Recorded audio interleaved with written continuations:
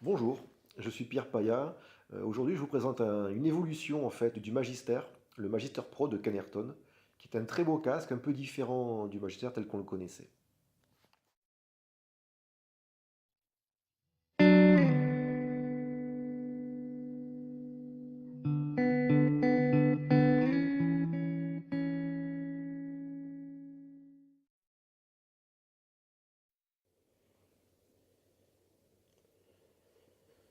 Eh bien, voici ce Magister Pro, qui en fait est une évolution du Magister tel qu'on le connaissait.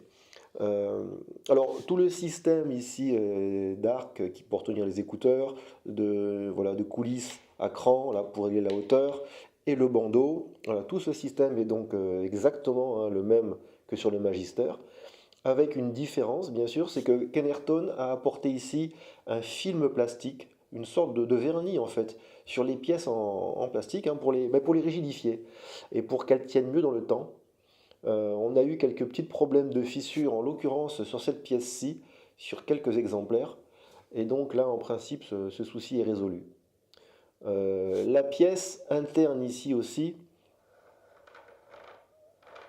voilà, cette pièce ici, là, qui était en plastique sur le Magister, eh bien, on a eu aussi quelques petits problèmes avec certaines pièces, donc, et bah, celle-ci maintenant est en laiton.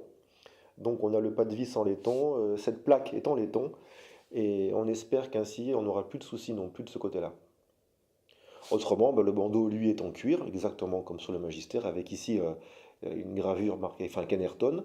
Et puis, on a le côté interne en velours. Alors, bien sûr, hein, comme on peut le voir là sur les images, les coques en bois de ce Magister Pro ont changé.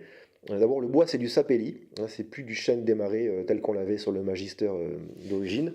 Alors voilà, ça c'est les coques du Magister. Voilà, on voit la différence de couleur déjà. Et le bois, bien sûr, est différent, mais ça, on va le voir après. Alors, le Pro est livré avec deux paires d'oreillettes. Et ça, c'est drôlement bien parce que bah, selon les oreillettes qu'on va choisir, on va lui donner une sonorité différente. Là, j'ai monté les oreillettes en velours parce que c'est celle que je préfère personnellement. Mais quand il est livré, le Pro est livré donc avec ces oreillettes ici, voilà, en cuir. La marque est Kenerton. Elles sont très bien faites avec des jolies coutures. Voilà, c'est tout cuir, c'est sympa. Donc elles sont montées avec. Et les oreillettes en velours sont à côté. Et il suffit de placer celle qu'on veut quand on a envie. Alors autre chose aussi, cette partie-là, ce support en fait sur lequel est fixé le driver, est en plastique, mais lui aussi est revêtu du même matériau qui a été utilisé ici, donc pour éviter que le plastique avec le temps se fende ou devienne friable. Alors une chose que j'aimerais partager avec vous, c'est la manière dont il est possible de diminuer la force de clamping. Ce qu'on appelle la force de clamping, bah, c'est tout simplement la force de serrage hein, sur les tempes. Donc selon notre morphologie, il se peut que le magistère, enfin qu'on le trouve trop serré en fait. Alors on peut régler ça de la manière suivante. Voilà, les parties ici qui tiennent l'écouteur et qui le lient à l'arceau sont faites avec une lame métallique. Et c'est cette lame métallique qu'il est possible de tordre. Alors je vais vous montrer comment faire et comment ne pas faire. Donc voilà ici la pièce démontée. Bon voilà, on voit bien que c'est du métal, donc effectivement, voilà, on peut la tordre, vous voyez là elle est droite. On peut la tordre sans la casser. Là je la remets à sa forme initiale. Voilà, et c'est en détordant cette pièce, comme ça, qu'on va diminuer la force de serrage. Alors, ce qu'il ne faut surtout pas faire, c'est faire comme certains clients ont fait, mais ils ne le savaient pas, les pauvres. C'est de tourner comme ça, voilà, et de casser, parce qu'ici c'est du plastique. Donc il faut vraiment bien tordre cette pièce-ci. Et comment faire? Eh bien, on prend ici, on serre bien ici, pareil de ce côté-là, et avec les pouces, on va les mettre au centre, et on va exercer la force, voilà, sur la lame centrale. Vous voyez, là j'ai tordu même trop. Je la remets dans l'autre sens, voilà. Et en faisant comme ça, on va tout simplement écarter les deux écouteurs, et de cette façon-là, on va diminuer la fameuse force de clamping. On a ici un casque qui est très léger, hein, on a 380 grammes, Alors, l'impédance est relativement faible, 64 ohms, et le Magister Pro a une sensibilité de 101 décibels, ce qui fait qu'on pourra l'utiliser sur beaucoup d'amplificateurs ou de DAP. Alors voilà, sur l'image, là, on va bien se rendre compte des différences qu'on a entre le Pro et le Magister. À gauche, ici donc, le Magister, le driver du Magister qui fait 42 mm, qui est exactement le même que sur celui du Pro. Par contre, on voit ici que Kenerton a posé un petit cylindre en mousse sur le cylindre du Magister, qui est en fait un matériau amortissant.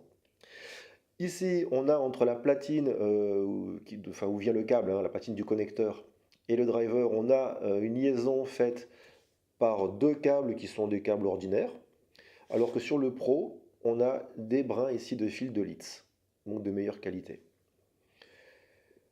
On voit aussi que les coques sont complètement différentes. On a ici celle du Magister. L'épaisseur du bois est plus importante. On le voit bien ici, hein, c'est plus fin. Par contre, sur le Magister, on est plus profond que là. L'architecture interne est identique sur les côtés. Hein, voilà, en amphithéâtre, on retrouve ici la même chose que là. Par contre, on n'a pas, sur le Pro, on n'a pas ces petites mini-pyramides là qui étaient au fond. On a par contre un cône, voilà, un cône en matériaux réfléchissants, qui est tout à fait bien centré, hein, tout à fait au centre. Et ce cône, en fait, va se trouver, la pointe du cône va rentrer dans le petit cylindre ici, quand on va refermer la coque, quand on va remonter le casque, en fait. Et ce cône vient remplacer ce cylindre. Alors, c'est marrant parce que là, on avait un cylindre amortissant en mousse, et là, on a un cône en matériaux réfléchissants. Donc, c'est vraiment différent. Voilà, quand je vais fermer, la pointe va se retrouver au centre. Voilà. Toutes ces différences vont faire qu'à l'arrivée, le Pro sonne différemment du Magister. Alors le Magister Pro, c'est la dernière évolution du Magister et c'est vraiment, enfin je trouve, un bon casque fermé. Ce qui me fait dire ça, c'est tout simplement et en premier lieu, le fait que c'est le casque fermé qui isole, à mon sens, le mieux, hein, de tout ce que je connais. Et une bonne isolation, c'est quand même quelque chose, il me semble, qu'on demande en priorité à un casque fermé. Alors en même temps, grâce à l'architecture interne de ces cups en bois très étudiés, j'entends pas à son écoute certains types de résonances que je peux entendre parfois sur d'autres fermés. Je prends là en référence l'écoute du très très bel Alléluia de Dietrich Buxtehude, une pièce très connue. Ce sont des chœurs en fait avec toutes les tessitures de voix. Et à son écoute avec le Magister Pro, les voix sont très distinctes, elles sont très lisibles. Et c'est là que je mesure bien que le travail en fait d'architecture interne des cups supprime ou en tout cas diminue considérablement les résonances internes et apporte donc plus de précision et de lisibilité au casque. Une autre chose qui caractérise le Magister Pro à mes oreilles, c'est la propreté et l'extension de son registre grave.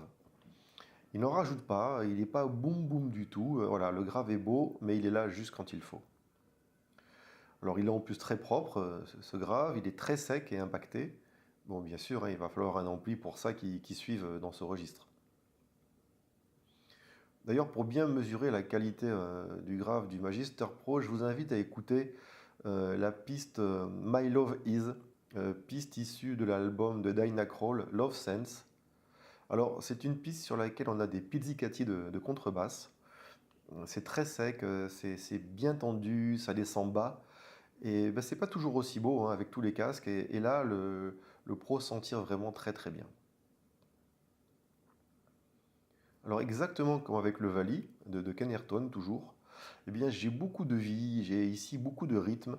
Le Magister Pro, c'est vraiment pas un casque ennuyeux du tout. Il est justement très plaisant à écouter grâce à cette vie qu'il sait insuffler. Alors pour ce qui concerne son équilibre sonore, il va différer selon qu'on adoptera les oreillettes en cuir ou celles en velours. Je préfère personnellement et nettement les modèles en velours pour deux raisons qui ne sont pas pour moi des détails, hein. La première, eh bien, c'est le confort. Je le trouve nettement supérieur avec les oreillettes en velours. Et la seconde raison, eh bien, c'est que je trouve aussi un meilleur équilibre. Euh, et ça, c'est vraiment net, hein. Enfin, pour moi, c'est net. Euh, Avec les oreillettes en cuir, je trouve le casque un peu trop montant pour me satisfaire. Je le trouve un peu récessif dans le bas médium. Et ça donne à mes oreilles des voix un peu détimbrées, un peu trop claires et une tonalité générale plutôt montante. Mais tout s'arrange avec les oreillettes en velours.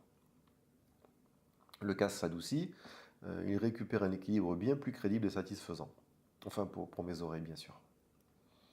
Les voix sont très belles aussi, et chose assez difficile pour beaucoup de casques, les voix de femmes plutôt aiguës, comme les voix de soprano par exemple, ne sont enfin, pratiquement jamais agressives, même lorsque l'artiste pousse la voix. Alors ça, bien entendu, c'est valable si l'enregistrement est bon. À ce sujet, j'ai en tête, alors l'enregistrement par contre, je l'ai oublié, mais j'ai en tête le fameux duo des fleurs. C'est un duo très connu, hein, c'est issu de l'opéra Lakmé, pardon, de Léo Delibes.